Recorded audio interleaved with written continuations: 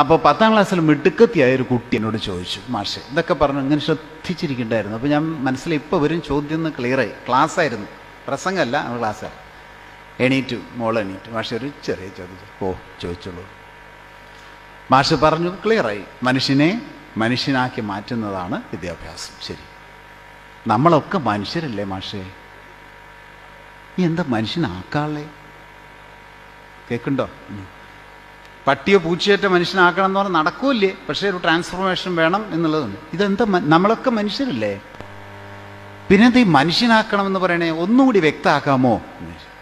അത് ഞാനൊരു കഥ പറഞ്ഞു. കഥയല്ല, ഒരു ചെറിയ സംഭവം.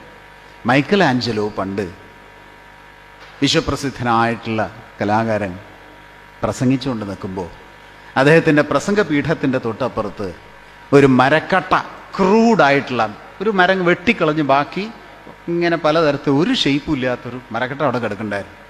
ഒരാൾ എണീറ്റ് ചോദിച്ചു, അല്ലയോ മൈക്കൽ ആഞ്ചലോ, ഓ അങ്ങയുടെ മുമ്പിൽ ഒരു മരക്കട്ട കിടക്കുന്നില്ലേ? ഓ, ആ മരക്കട്ടയിൽ നിന്ന് എങ്ങനെയാ ഒരു ആനയെ ഉണ്ടാക്കുക? അദ്ദേഹം ശില്പിയാണല്ലോ. ചോദിച്ചു. സാർ വെരി സിമ്പിൾ, വളരെ ലളിതമാണ്, വെരി സിമ്പിൾ. എന്താ? ആന അല്ലാത്ത ഭാഗത്തെയൊക്കെ അതിൽ നിന്ന് ചെത്തിക്കളഞ്ഞാൽ മതി, നിങ്ങൾക്ക് ആനയെ കിട്ടും എന്നാ പറഞ്ഞു. ഇനിയും മനസ്സിലായില്ലെങ്കിൽ ഞാൻ വിചാരിച്ച നിവൃത്തിയില്ല. കേൾക്കുന്നുണ്ടോ? മനുഷ്യനെ പറയൂ, മനുഷ്യനാക്കി മാറ്റുന്നത് എങ്ങനെയാ? അതാ പറഞ്ഞത്.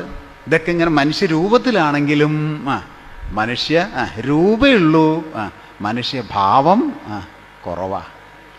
മനുഷ്യനല്ലാത്ത ഭാവം ഉണ്ട്.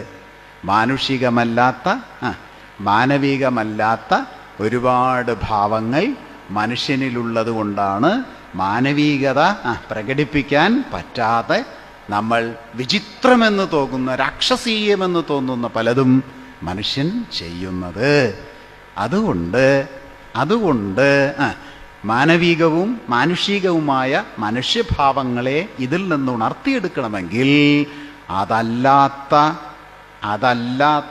ബാക്കി പറഞ്ഞാൽ ഞാൻ പൊക്കോളാം, അതല്ലാത്ത ഭാഗത്തെയൊക്കെ ചെത്തിക്കളയുക. അപ്പോൾ നിങ്ങൾ മനുഷ്യനെ കിട്ടും. ഇതാണ് വിദ്യാഭ്യാസം.